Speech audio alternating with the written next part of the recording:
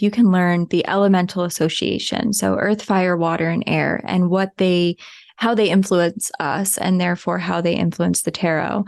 And then the numerology as kind of layer number 2. And then from there, you have a pretty great foundation of the tarot deck as a whole.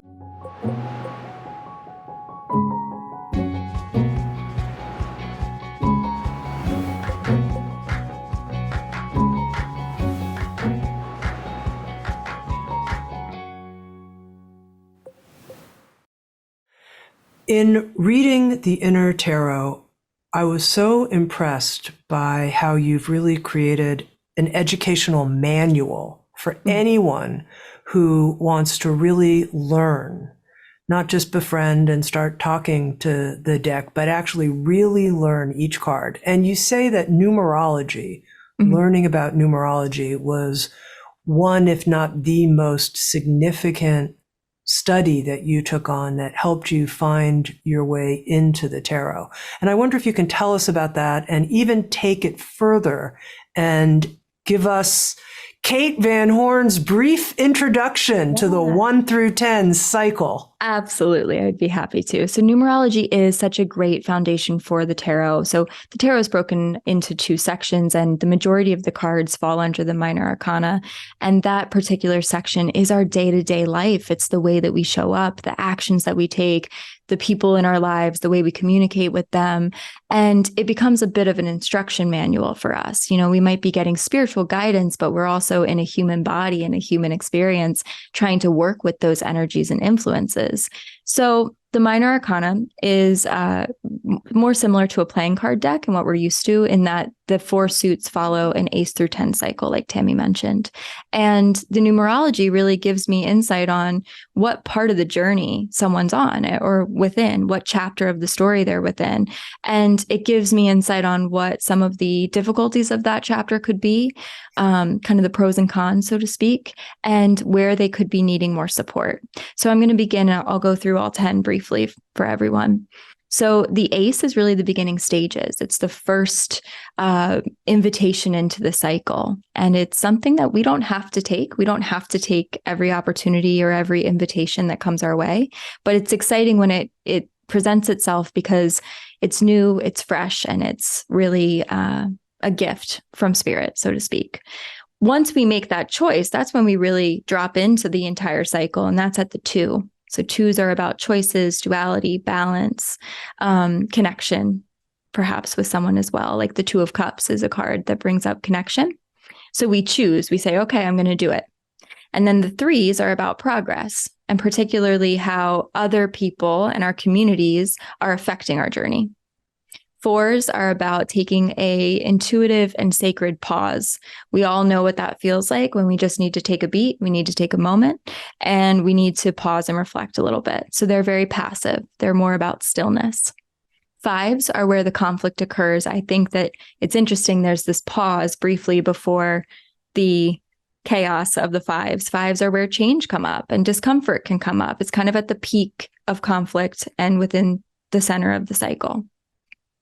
6 is about, honestly, in my opinion, it's about resilience and healing, piecing together the understanding and the learning of the previous challenge in the 5s, getting more understanding, more clarity there.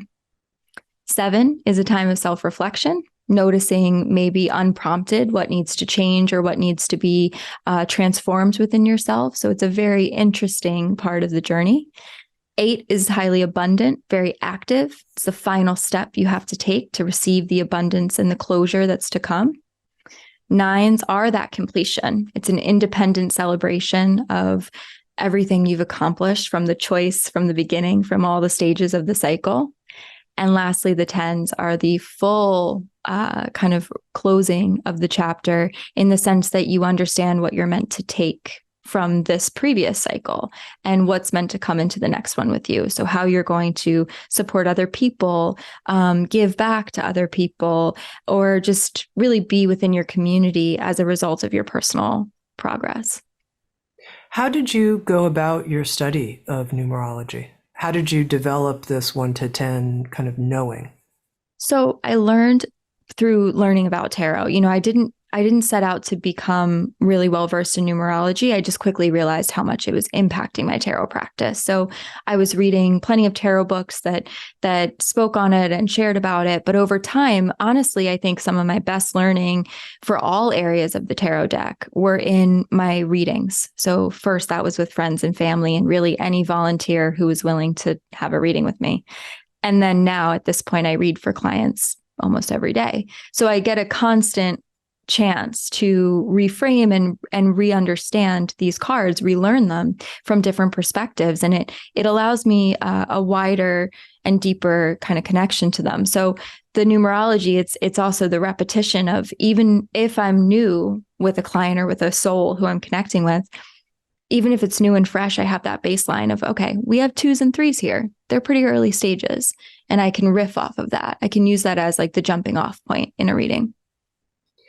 I noticed what I appreciated so much about the way you presented the numerological journey, if you will, from 1 to 10 is, as someone who I'm not a tarot reader at all, I haven't even experimented and used tarot as part of my inner library for more than 2 decades, if you will. But I would always, if I got a card, I'd have to look it up. I'm like, oh, what's the 6? What's this? What? I'd like look up each one. I never had a sense of, oh, I understand this natural progression, the system, and numerology. I mean, it exists in nature. You know what I mean? There's one goose, there's 2 geese, there's 3 geese in the sky, there's 4. I mean, you can count them. And so it helped ground me in a certain kind of way in the structure, I guess, of the tarot. I'm glad to hear that, because I actually believe if you can learn the elemental association, so earth, fire, water, and air, and how they influence us, and therefore how they influence the tarot, and then the numerology as kind of layer number 2. And then from there, you have a pretty great foundation of the tarot deck as a whole. You are able to then look at any card based on the imagery, and that's dependent on the deck that you choose, and really just ask yourself the follow-up questions of, how is this scene interacting with the element, the chosen element, earth, fire, water, air, and what stage of the cycle are they in? And how could that link and combine and become a message for me?